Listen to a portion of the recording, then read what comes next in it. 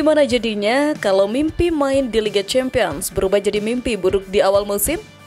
Arsenal yang baru balik ke panggung Eropa terancam masuk grup neraka kalau hasil undian nggak berpihak, bisa-bisa langsung diuji habis-habisan.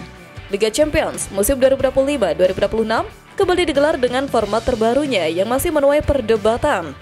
UEFA telah memastikan bahwa edisi kedua dari sistem liga yang melibatkan 36 tim ini tetap dilanjutkan. Meskipun para penggemar masih terpecah antara rasa kagum dan kebingungan. Pengundian fase liga dijadwalkan berlangsung pada Kamis 28 Agustus 2025 di Grimaldi Forum Monaco yang menjadi momen penting bagi klub-klub Premier League.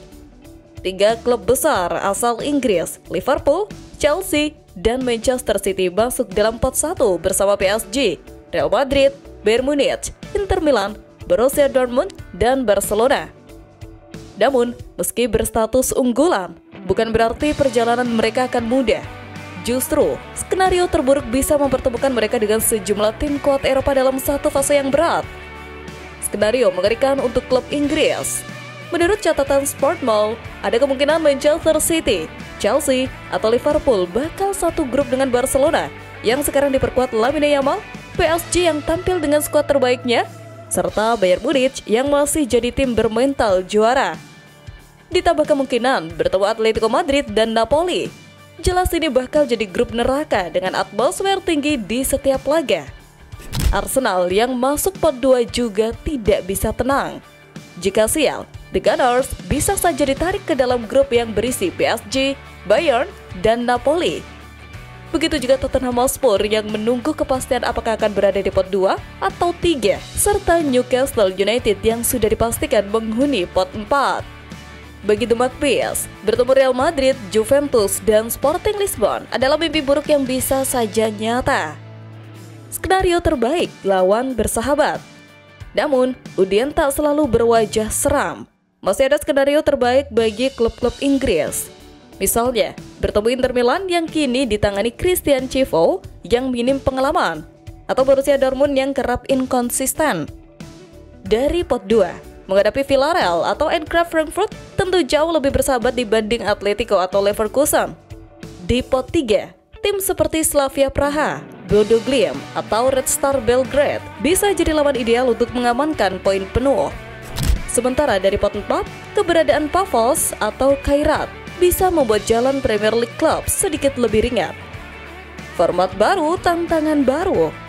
Dalam format baru ini, setiap tim akan menjalani 8 laga, 4 di kandang dan 4 tandang, melawan lawan berbeda-beda dari tiap pot. Skema grup tradisional sudah dihapus dan digantikan dengan sistem liga besar. 8 tim teratas langsung melaju ke babak 16 besar, sementara tim peringkat 9 hingga 24 harus memperebutkan tempat lewat babak playoff. Walaupun mendapat kritik karena dinilai rumit, UEFA optimis format ini akan membawa lebih banyak ketegangan dan aksi seru tiap minggunya. Bagi para penggemar, artinya lebih banyak pertandingan besar sejak awal kompetisi. Di tengah prediksi undian Liga Champions yang bisa saja mempertemukan Arsenal dengan lawan-lawan berat, The Gunners mendapatkan kabar baik mengenai kapten mereka menjelang laga krusial kontra Liverpool. Gelandang serang berusia 26 tahun itu sempat mengalami cedera bahu usai terjatuh cukup keras dalam kemenangan telak 5-0 Arsenal atas Leeds United di Emirates Stadium akhir pekan lalu. Saat itu, Odegaard turun sebagai starter di lini tengah bersama Martin Zubimendi dan Declan Rice, tapi harus ditarik keluar lebih awal di menit ke-38 karena mengalami masalah pada bahunya. Kondisi ini menambah daftar cedera di skuad Arsenal setelah sebelumnya Bukayo Saka juga mengalami cedera hamstring di laga yang sama. Pelatih Mikel Arteta pun mengungkapkan kekhawatirannya, terutama soal kondisi Saka yang diperkirakan bisa absen hingga 4 minggu. Sementara untuk Odegaard, Arteta masih menanti hasil pemindaian yang dijadwalkan minggu ini guna mengetahui seberapa parah cederanya. Namun, ada sedikit angin segar. Odegaard tetap masuk dalam daftar pemain yang dipanggil timnas Norwegia untuk jeda internasional bulan depan.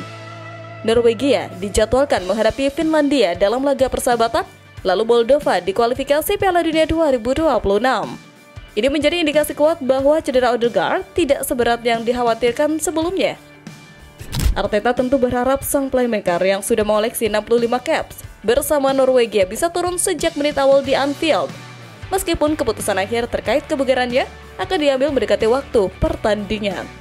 Bila Odegaard belum fit, Arteta kemungkinan besar akan mengandalkan rekrutan anyar Arsenal, Eze, yang baru saja direkrut dari Crystal Palace dengan nilai transfer sebesar 67,5 juta pound sterling.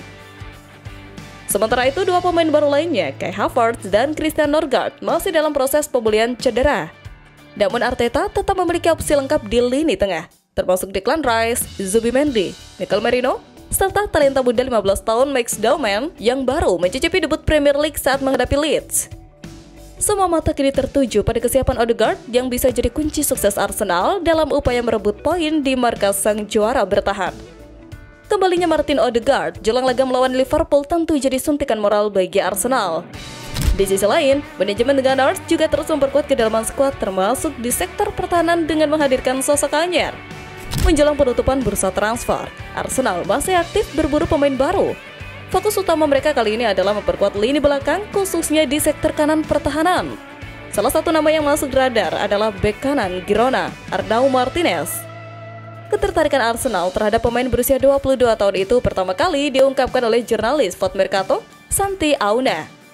Untuk merekrut Martinez, Arsenal kabarnya sudah mengajukan proposal resmi ke Girona. Tawaran tersebut bernilai sekitar 8 juta euro atau sekitar 151 miliar, ditambah bonus performa sebesar 2 juta euro atau sekitar 37 miliar, sehingga totalnya mencapai 10 juta euro atau sekitar 190 miliar.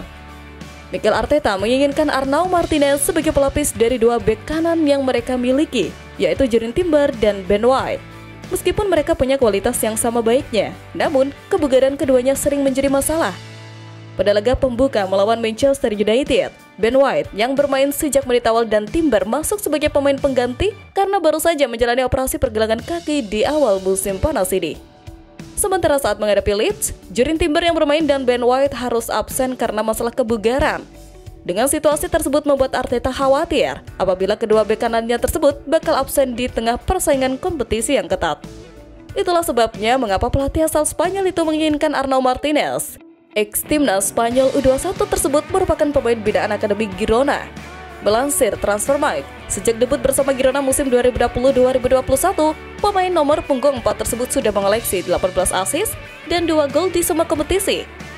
Menarik dinantikan apakah Arsenal berhasil membawa Arnau Martinez ke Emirates Stadium menjelang berakhirnya bursa transfer? Jika tidak, maka Arteta perlu memperhatikan dengan baik kondisi kebugaran Jurrien Timber dan Ben White sepanjang musim ini.